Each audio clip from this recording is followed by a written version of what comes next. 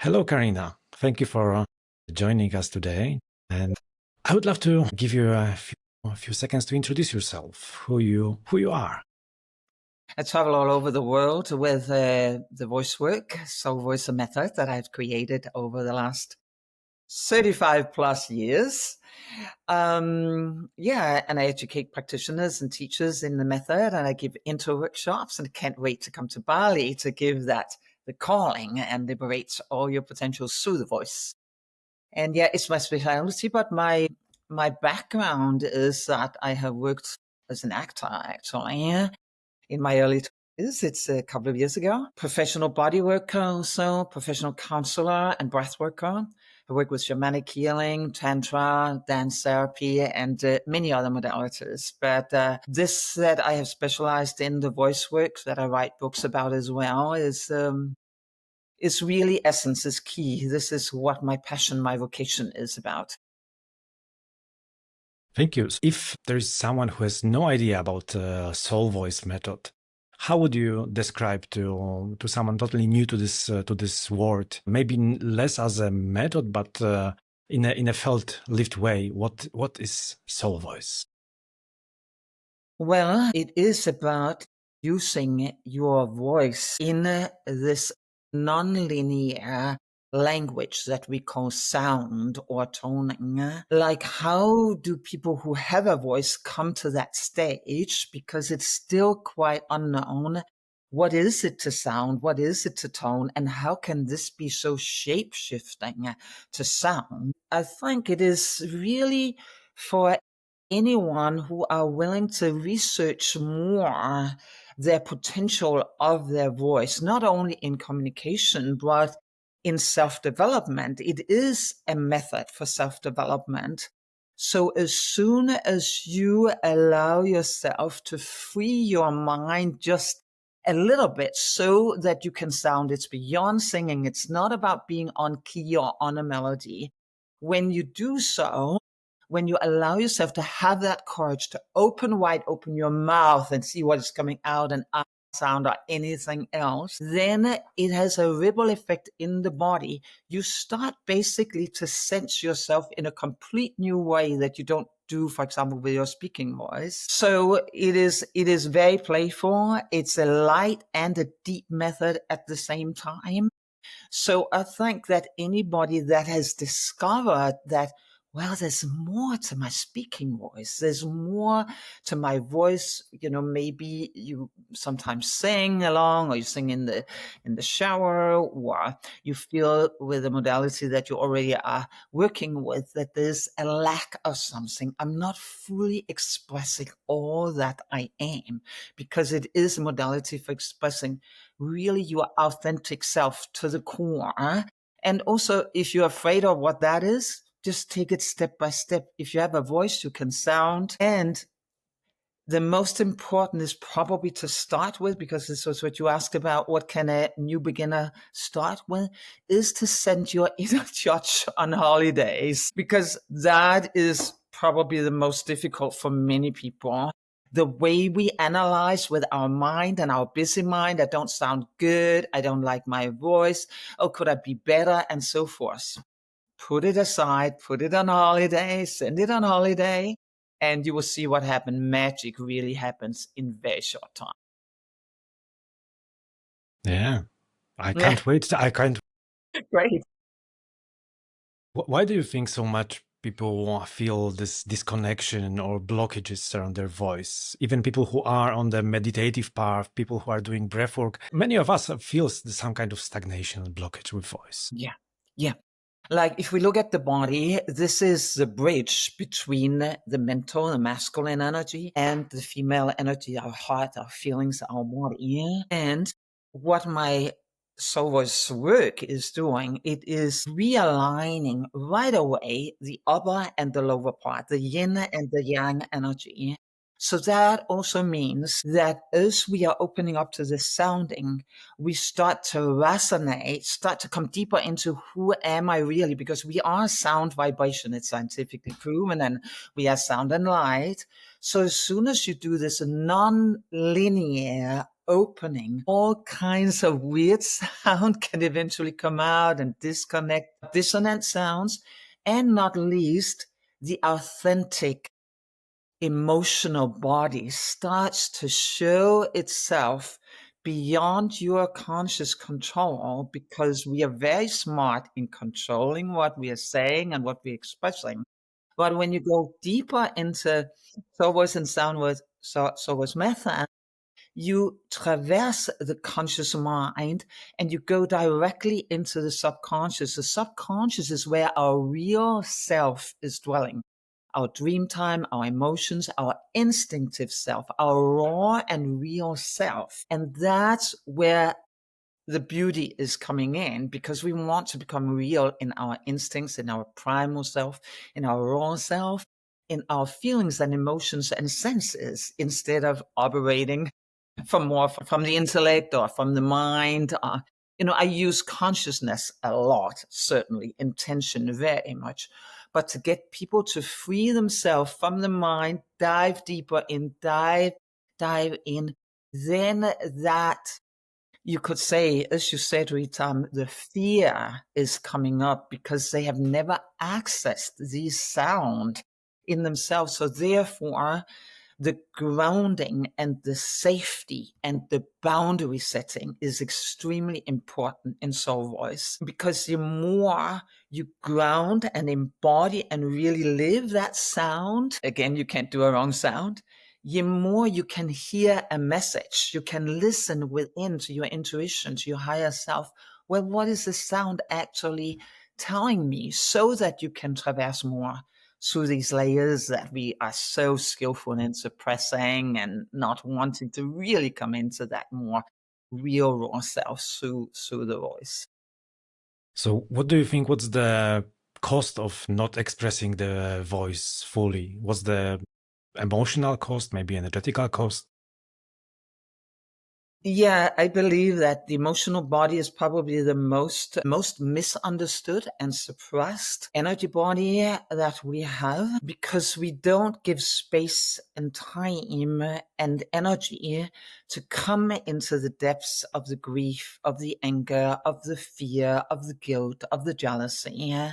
So therefore, the blockages means that we in some way are not relaxed. The tension is a part of the stress, and stress is not uniting mind, body, heart, and spirit, right? That's when the stress is coming in.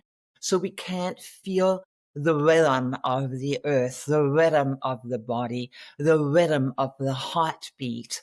And then we create these suppression of the voice, suppression of anything, of consciousness also. Like, I don't want to go there. I don't want to go to this memory. It reminds me about this and this, because we are sound vibrations. So of course, when you start to sound, memories will come up, and the visual eventually also becomes very vivid.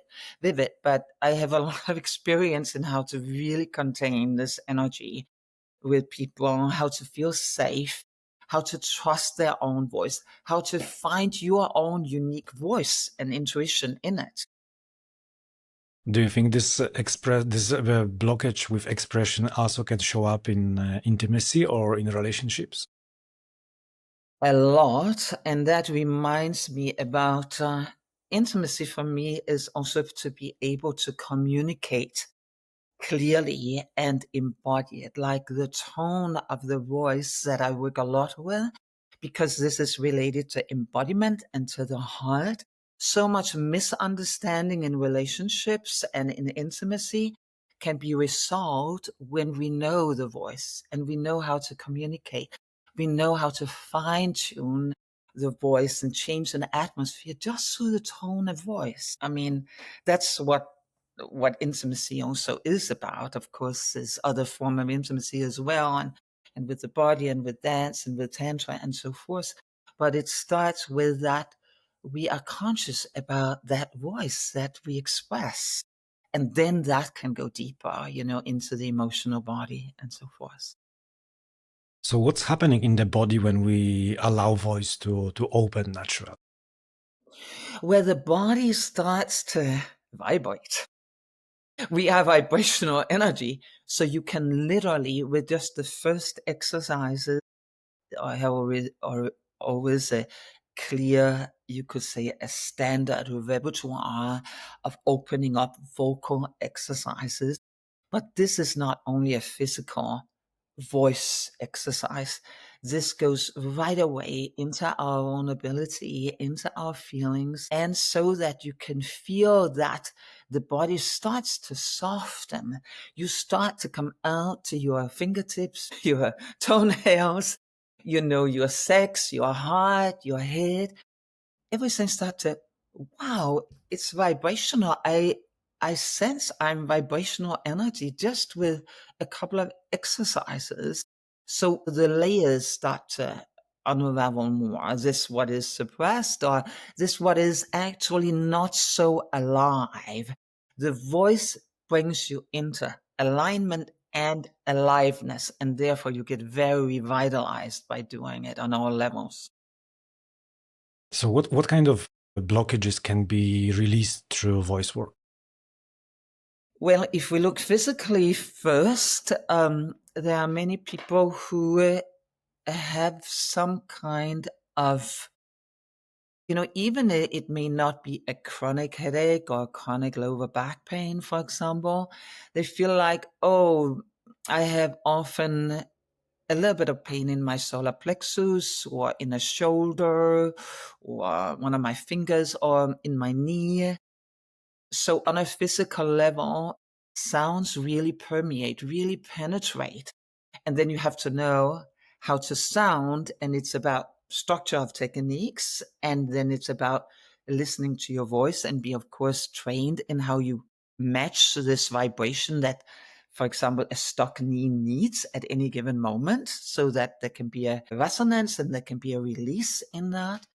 On an emotional level, it can be all kinds of emotional issues, because I believe that most issues that we have are emotional related. So it can be depression or a lack of feeling your feelings and allowing them to come up, or heart conditions, or just suppressing, your so-called forbidden. For some people, it's forbidden to show aggressiveness in a controlled way, or anger or jealousy, just really state it or express it. So that suppression of the emotional body has many side effects on the being, on the human being. And mentally, it can be that people have too much a busy mind or too much in their mind, can't find the clear direction and be really focused and goal oriented, for example. I mean, there's so many, all kinds of conditions that I work with people. It sounds very powerful. And at the same time, I'm living in Ubud, the town where personal development is mainstream. We have every day we have several dance and movement events. Almost every day there is some breathwork workshop or class. But sound, the voice, feels a little bit underestimated. Why do you think it happens?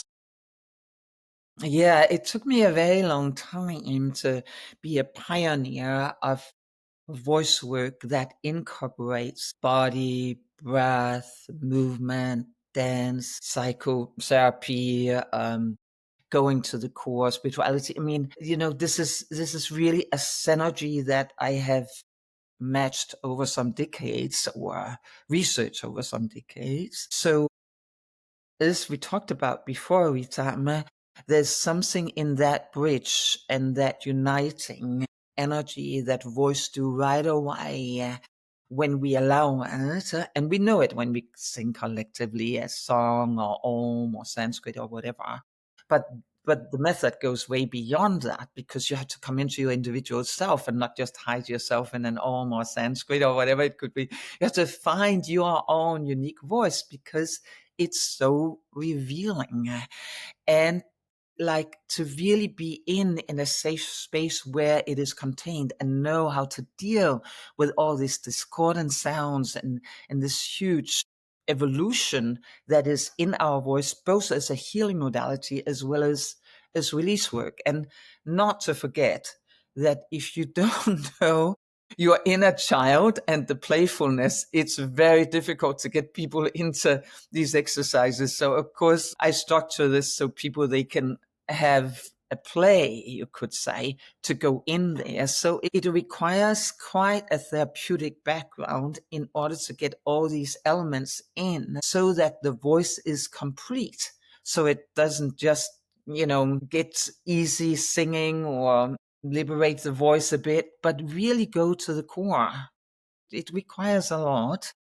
So I look forward to come to Ubud and do this workshop for sure. What you said, it brings me to the question that this work is also very vulnerable. And at least when I work a lot with movement, I work a lot with breath, but I feel so vulnerable with my voice, with sound of my voice. How do you support people who feel shame around being heard? Yeah. Yeah. I think even public speakers, they fake it till you make it. You do it as if you trust, and in a training where it is safe to fake it till you make it. You play with that, you open it up, you learn how to have your own space, not be disturbed by the other voices or sound and weird sound in the room, so that you can have clear grounding, clear boundary, clear embodiment of yourself, so that you can receive yourself with that voice that wants to be liberated and not judged also. Because again, the listening is alpha and omega, to come to listen to yourself. Okay, yeah, how can I accept what is now coming out of me, and this vulnerable voice, and that goes directly into the emotional body eventually. How can I accept what comes up, and it doesn't have to sound in a special way, but just it's me, it's how it is. But the playfulness is really important. For shy people and for anyone, it's really important to play and fake it till you make it. And it really works. It works even for famous public speakers, and actors, they do that. So playfulness, definitely. What else makes soul voice method so different from other voice activation or sound healing approaches? Everybody who comes to my workshops are saying, I have never experienced that core depth that the soul voice method in any modalities. So how to penetrate, how to permeate into the depths of our core self, our subconscious, the reptilian brain, the limbic brain, how to go really deep into who we are existentially. It requires courage, but I also give people courage when they are there. So it's a lot of step-by-step process for going there. It's not like a quick fix. It's like it takes training to go to these core depths. And I believe many people want it, but they don't know what it is. So you have to slowly be guided into those core depths that we consist of, and not be superficial, and just really go where it's really tangible, where it's really vulnerable, where it's really challenging to go, because that's where we learn the most in our evolution. I believe that's the biggest teaching. What inner shifts you see most often in people during the workshop or after the workshops? If it is a training as in Bali, where we are giving a 7 days workshop, so it's a intro and immersion workshop. Well, it depends on what your previous profession is, and what you've done before as an overall. But in general, there are so many effects. The first is maybe this is about being seen, being heard, being listened to, your self-esteem, your inner power, your inner wisdom. I know who I am. I can now go out in the world, promote myself, be who I am, but be really myself, be really to the core. I am not afraid of speaking up, telling the truth, really have that kind of inner authority, inner power, inner wisdom, to be that. There are also often people who come with one or another issue, emotional, physical, mentally, and they get revealed and released. But with everything, you need to practice. When you once have had this magical shapeshift, as it is to take a 7 days training, you need to do some of these fundamental simple practices that I show, of course, to the training in order to keep it alive. It's not, hey, oh yeah, my vocal cords have to be alive. No, it's not only the physical vocal cords, it's everything that needs to be aligned. So when you are more in contact with source, your higher consciousness, you're more in contact with that instinctive raw power through your voice, then, which most people are, they are eternal grateful for in this 7 days, that they have got a new understanding of how all our four brains, our subconscious, our limbic brain, reptilian brain, our neocortex, our prefrontal cortex are working together, the higher consciousness, our right, left, how that are all working together. So you really understand yourself in a new spectrum, really. So what people come with is very different, and what they get out of it. But there's some common lines of a new sense also of grounding and embodiment and boundary setting. I believe boundary setting is extremely important on all levels, and it will be also in Bali, because there are, as you say, so many options and just really coming in. And the feminine, masculine, the inner male, inner female gets this also highly accentuated, and a new revolution, a new consciousness into what does this actually mean through the voice to have more balance in the inner yin and inner yang. Can you share some specific moment when one story when you clearly witnessed transformation through voice? There's so many stories, so it's like, Choose your favorite. no, but I don't have a favorite, because it's always this, sorry, but it's always a question to an interviewer, and it's like, nail it down to that is to minimize what it does. It's like, a person has a car accident 30 years ago and has this chronic back pain, and because you haven't lived out the emotions or the trauma. And then when you start to live out, by the way, if people come with trauma, you don't necessarily need to relive the trauma.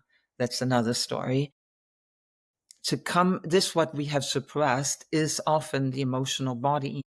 So when you start to operate in the emotional body, then I don't any longer have my chronic headache or my chronic back pain, because I opened up to this emotional body. So the chronic, whatever it is possible in 7 days to let it go. If the person is ready, it always depends on if the person is ready and really wants this to be gone forever. Then you have to work on not go back to the same lifestyle as you had before when you attracted, the chronic, whatever the chronic is. So I think, the changes also in your voice as such. I talked about the tone of voice before. Like, when your speaking voice and your communication voice has more impact on your family, on humanity, and if you're a teacher, how you are teaching, that really has a strong impact, that you can modulate, you can undulate, you can play with your voice in a new way to, become more effective and be more flowing in whatever you teach or whatever you deliver to humanity. Okay, let's go there. I'm teaching Tantra, and in Tantra we often say that we have 3 pillars of most of the processes: breath, movement, and sound. And how would you tell that this sound is completing this triad?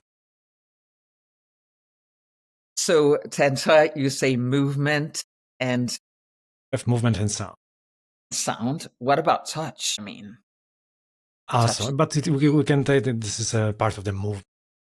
Yeah, because I just want to emphasize touch, because in all my exercises, or many of my exercises, there is touch, and there's a lot of touch, because this makes sound even more effective. Of course, when you work intimately with a partner, with sound work, either self-release or sound healing, touch plays an important role because it goes deeper into the fascia and into the tissue and so forth. So this is an important part to include touch in the soul voice. Is very in the touch and in that sense of coming deeper into the body core. But as to breath, you cannot you can talk, speak, and sound without knowing the big repertoire that we have in our inner chambers, the full deep breathing that also resonates our nervous system, our spine when we do the breath,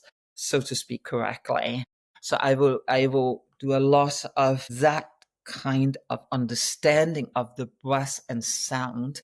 How is that interrelated? Because I of course don't know your students in Tantra, but it is often that breath is cut off somewhere and doesn't get united to the lower part of our body the whole way down into our sexta, our heart, our solar plexus heart. So enter the upper registers and therefore also engages our whole nervous system, that deep breathing, because the deeper that is, the more resonant your voice will be. And therefore, it's more going into these different layers that we have talked about. The movement, for me, movement is a natural thing. I'm a natural dancer. I mean, I've taken education in dance also, but it's like everything is flow, everything is movement. So it's not like when you do an exercise, you have to stand stiff in a position. No, you can always use your body in whatever way is a natural flow. But the breath is very important. And when it comes to intimate exercises, touch is very important, how to touch. And everybody expresses what they have a background is to touch, and then they can go from there. You can basically, wherever you are in your self-development evolution, you can go to the next step. Mm. But was this answering the question, by the way? Yeah, in a very different way than I thought, but it makes me reflect more on how soul voice is actually connected to tantric work, which is my everyday life, and I'm even more excited to join the workshop. And speaking on workshops, how this work is important for facilitators or space holders? Yeah. As we already touched in on this with the container, which I feel is a part of this holding the sacred space. Like when you can hold your sacred space in the voice for the people, then you have a much more expansive field to operate from.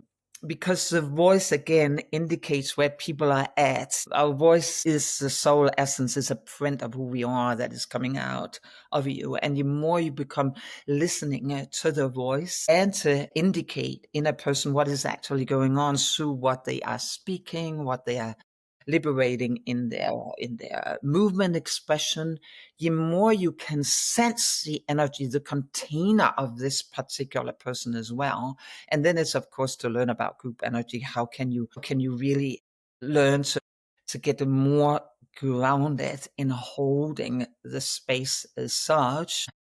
How soul voice method can support building more authority or presence as a teacher? Yeah. Yeah, that is definitely, that's actually one of the first ingredients, the self-worth, the self-esteem. And this what is our power, is in a way the embodied voice, right? Embodied voice means that you can use your body accordingly to what the voice needs to express. And when the body is through all these levels and layers that we consist of, the more you are in there, the more power, the more wisdom, the more authority you have, the more you stand in what you stand for, whatever your truth is. And again, it's important that we don't become also tense or stiff in that we really play with it, that as group leaders, that you are really, everybody are interested in finding their own power and their own authority. And that, I believe, definitely in Soul Voice, this is what I'm conveying. How do you find your unique voice, your unique authority, your uniqueness in the way of operating in the world? This is the way we get powerful communities and a powerful society. Give really the power back to the person who is expressing, who is delivering. And therefore, as facilitator of group, you need to have this very powerfully and very strongly so that people love you for who you are. The more you love yourself for who you are, the more they'll probably love you too. But that is a journey to come more into really stand in that voice power, we could say. I hear you saying that soul voice can be a method to get more courage to be myself and to be aligned with my truth. Also be silly sometimes, not too serious and Yes, I myself forget about it so many times, and thank you for reminding. What would you tell to someone who is curious about this work but still is afraid of being seen or heard? Yeah, in these 7 days, we will work deeper into people who have deeper layering issues. Like when you are afraid of being seen or heard, maybe it's because you got shut off from your previous partner, that cut off, you were not good enough or beautiful enough, or this what you said was not acknowledged. So to go deeper into these layers that you're then still keeping, because when you were 5 years old or 13 years old, your mother or your father said the same thing to you. You're not really as we want you to be. This uniqueness that each and everyone has been cut off. I couldn't sing when I was in choir, or I was not the best and the smartest and the strongest and so forth. So that is layered in the body. I'm not enough. I'm not good enough. They can't hear my voice. So this is about vulnerability, going gentle. It's not about, okay, how fast can I go to where I want to go? It's about taking the steps that it really requires. And everybody will be on their own level of that. Since I've done this work, the voice work, for over 35 years, I know how to help and support and let everyone feel safe and contained so they can go in and be seen, also first and foremost by themselves, of course.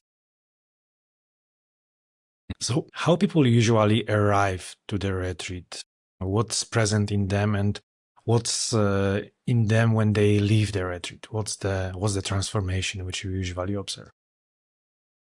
Yeah, the first thing when people they are coming in general to all of my workshops, people are actually really excited. Even when we've had the first circle round and presentation, people they feel, well, now I'm so much at ease. I feel even in the circle, I never dared to speak up, but my heart was not so much pounding as it normally was. Like that safety that people are coming in with that group container is quite remarkable from the very beginning. And that I emphasize because the more the group energy can be really strong and really safe and really grounded from the very beginning, the more people can advance with all what they came with. We talked about before what people could come with. It can be all kinds of issues, not being heard and have some physical ailments or having depression or having this and this condition or not relating really authentically to one another and to oneself. Can't really hear their own voice. Can't be playful, but it's it's remarkable, the shift. It's really magical to work, and I work very, as you probably can hear, very intentional, very focused, very clear. All the exercises has been fine-tuned over decades to be really precise, so people, they can navigate, they can flow with that, they can have their own journey, even their techniques and exercises, but there's a lot of flexibility within the exercises to travel where they need to go. When I hear you, it's very similar to what I experience witnessing people on tantra retreats, which makes me even more excited to witness your method. The voice work. I heard about breath work, body work, but voice work is the first time when I meet you. I'm very excited to experience this. Who is this retreat especially for? You shared that it can help with many difficulties, many issues. But is there any specific group which you could definitely, truly like to see on this event? It's just that people, they are interested in self-development is enough. Like, even if they have done very little of self-development, or only done yoga or something that so many people are practicing, for example, yoga today, they can come. Teachers of any category, or key speakers, or singers, or counselors, you name it. It's often people who have already done some modalities before that then comes to soul voice and get a complete new understanding of what they already know, and then lift this up to a complete new level and get everything more united and incorporated. Yeah, it's important that you don't need to have any pre-experience. You don't need to have a good voice, or it's beyond singing. Just like, come as you are. So it can be any category of people. Also the native people of Bali, of course, they are so welcome to this training. Be beautiful to share the space with them also. Yeah, it would be very beautiful. So, what surprises participants most when they join your retreats? Surprise, yeah. This what I told before, that the space is so clear, so safe. It's so challenging. It's so deep. And still, it's so safe to go where they have never gone before. Can't believe that my voice can sound like that. I had no idea this was who I am. This is where I went. This is beyond my understanding. I've never let so much go in my whole life. I feel I have a new life. I feel like I have a new understanding, a new consciousness. I can move forward, more trust, more relaxed. Yeah, more in my wisdom, more also wanting to do something, I could say, radically for the world, where we today needs really pioneers that can really stand up and change the vibration of planet Earth. And it starts with you. It starts with everyone. It starts with everyone, that they really change their frequencies. It changes their light to become even lighter, become even more clear, so we can serve more. Yeah. It starts with oneself. Your soul voice is very clear about how far you've gone with yourself. You can then share with others, right? It's not like, not a quick fix or something you can figure out just in your head. No, it's a real embodiment. Yeah. So, what would you say to someone who is on the fence? They are almost ready, but feeling that, is it for me or not? What would be your message to them? Well, first and foremost, I'll be in Bali a week before. So I can have a conversation with them also. I mean, I can have a conversation no matter where I am in the world, or 10 minutes or so, because it's very individual. I mean, it can be all these issues that we've talked about, people they have while I'm on the fence. It can be so many different things. Trust yourself, trust your vulnerability, just to be exactly as you are, and come as you are. Don't think that you have to be somebody else. Just show up and have the courage, and it's going to be playful, fun, and deep, and a lot collective. It's like, yes, I build strong individuality because that's the way we create strong communities, but you are supported by the collective, and of course me. Yeah, thank you. So it's something in your body said yes while listening this. Listen to that And we'll have an event in Bali on 27th of April. It will be 7 days. Do you have also other events coming up? No, this is, yeah, in Bali, that's it. Yeah. This is, So the only occasion to meet and train with you directly. yeah, else it's the practitioners and teachers program. Beautiful. Thank you so much for your time, Karina. It was my pleasure to speak with you and see you in Bali in a few months.